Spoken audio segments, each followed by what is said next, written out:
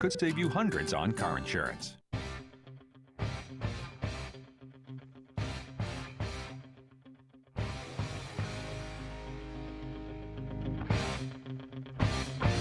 You weren't kidding, Paul Stern. Welcome back here. I'm Michael Horn. That's Paul Stern. It's the What's Cooking program, America's food, wine, restaurant, and travel show.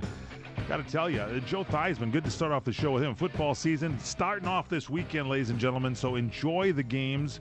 Joe Theismann opened his restaurant 35 years ago in Washington, D.C. When we get him back on the show, we're going to be talking about Joe Theismann's restaurant. What do you suppose he serves there, Paul Stern? You know, it'll be kind of interesting, little pigskin for sure. Hey, going from one champ to another. Let's go to another restaurant. Let's go to New York, shall we? Hey, Mario, what's happening? Mario Batali is with us, ladies and gentlemen. Fresh, ladies and gentlemen, from an appearance on Late Night with Jimmy Fallon. This man was cooking just less than 24 hours ago for a national audience, and he's brought no pots and pans with us, but we still love him. Chef Mario Batali, welcome to the show. Morning, fellas. How are you? We're doing great. What's going on with you, my friend? You got this. What's this new restaurant you got in New York where it's like going into a store, for gosh sakes? Tell everybody what you got going there. Well, it's called Italy, and it is a giant 50,000 square foot grocery store, inside of which is every Italian product you've ever dreamed you could find under one roof. In addition to that, there's 4 restaurants that are in support of the retail. There's a fish restaurant that sells all fish dishes. There's a vegetarian restaurant. There's a pizza restaurant. There's a pasta restaurant. There's a Lavazza coffee bar. There's a pastry shop. There's a chocolate shop. It's kind of like what you imagine in your dreams going to a little town in Italy might look like if it happened to be on Fifth Avenue in here. You selling any wine in that restaurant at all? We have wine, and we have a retail wine shop in there that does only Italian wines and does well. That's right. Italian wines, ladies and gentlemen. That's the key word. And literally, you're not kidding about this. It's called Italy, and you can go in there. What you're trying to do is get people not only to enjoy the restaurant, because what do you have now? How many cookbooks, how many restaurants do you have? You got about, 15 restaurants now? 15 restaurants and 8 cookbooks. And 8 cookbooks. But what you're trying to encourage people to do, and I've heard you talk about this on other shows, is you want people to actually go home and cook, because you say that's where the best meals always occur. When you talk to an Italian, they never say their favorite thing to eat was at a restaurant. It was always at their aunt's house or their grandma's house or their own house or their uncle's house or their next-door neighbor's house. And it's because home cooking really captures the feeling that Italians love, which is that of the handmade or the homemade. So to that level, you go buy some products, but you come home and you make them and you put it in your own little personalized way, and you personalize and own those recipes, even though you got stuff from other stores. All right, so that being said, we, of course, yours truly, Michael Horn and Paul Stern, want to do our part. So we'd like to come to your house and have you cook for us, because we feel that idea might be our best meal. Mario. Are you going to be around at 5 tonight? I'm right down in the village. Just come on over. Give the word. We're going to be there, Chef Mario Batali. Now, is there a chance that you could, with this new restaurant in New York here, is there a chance you could overeat? Because it's almost like I'd go in there and grab a shopping cart and be grabbing fish and pasta and breads and wine. I mean, do you have to kind of watch your portions here at the restaurant? Well, the beauty of the Italian idea is that we serve smaller portions, so in fact that you can taste them. If you want more, you have more of the same thing, or you just move around. Keep in mind, these are 4 different restaurants within the store. So there's the fish restaurant, then you go to the vegetarian restaurant, and instead of ordering 5 courses at each one, maybe you order 1 course or 2 courses, then move on. Portion sizes aren't too big. I think one of the biggest misunderstanding of the idea of abbondanza in the Italian culture is it's not about huge portions or that a lot of anything in anything is good. It's about balance. It's about understanding the place. When you look at a package of pasta, which is about a pound, a lot of Americans perceive that as a single portion size. It's actually enough for 4 or 5 people to have as a nice first course. Wait a second. That's not a portion? Exactly. Could be. I'm sorry, Chef. I believe we're getting a call from Mama Celeste. There's a problem there. It's something else. All right, so now where are your restaurants, the 15 restaurants you have, where are they located? You have them spaced around the country so we can enjoy them? I have 3 in Los Angeles, 3 in Las Vegas, and the rest in New York City. And there's one in a place called Port Chester, which is a little town a little bit north of New York City. Now, do you kind of shift and spend your time in the different restaurants, or do you kind of have a headquarters somewhere like in New York? My headquarters is in New York City, but I go out to Los Angeles and Las Vegas once a month to check on the team, make sure they're there, make sure they're paying attention, and that I'm happy with it. And they're doing a great job. I wouldn't just send out a satellite.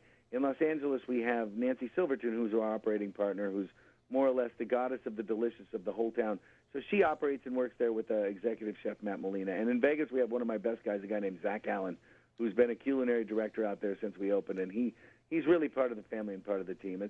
I don't have a modus operandi to operate in every airport or in every town in America because it wouldn't be fair of me to tell people that I'm operating a restaurant out there if I was never going to be there.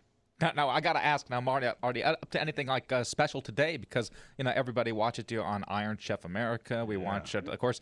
I love that program where I think you're traveling across Spain with the lovely, was it Gwyneth Paltrow? Yes. Boy, that's quite quite a dish. How'd you get that What's that all job? about?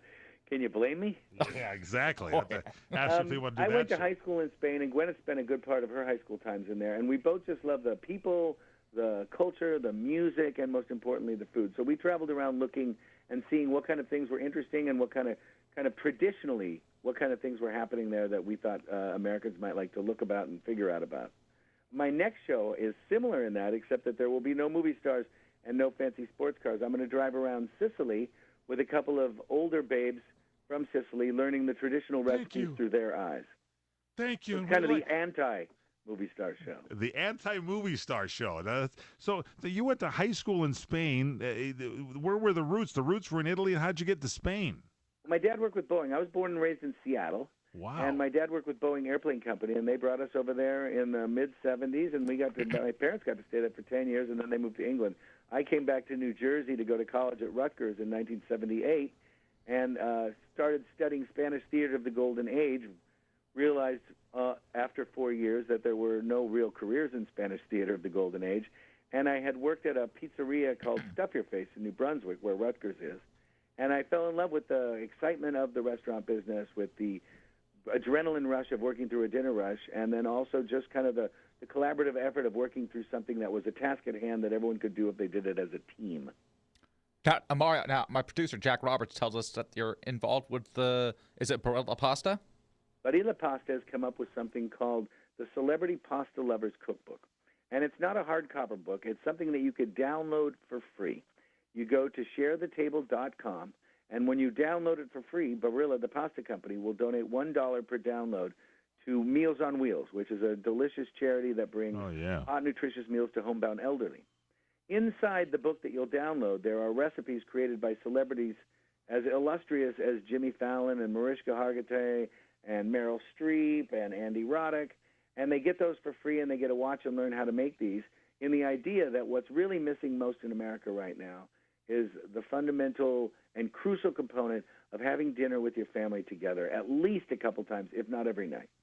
And the idea is bringing this book may help entice people home when you say, tonight I'm going to make Jimmy Fallon's spaghetti carbonara. Why don't we all agree to sit down at 6 o'clock, turn off our cell phones, unplug the phone, not answer the door, and have dinner with conversation for an hour? You mean Jimmy's actually got a spaghetti recipe here in the book?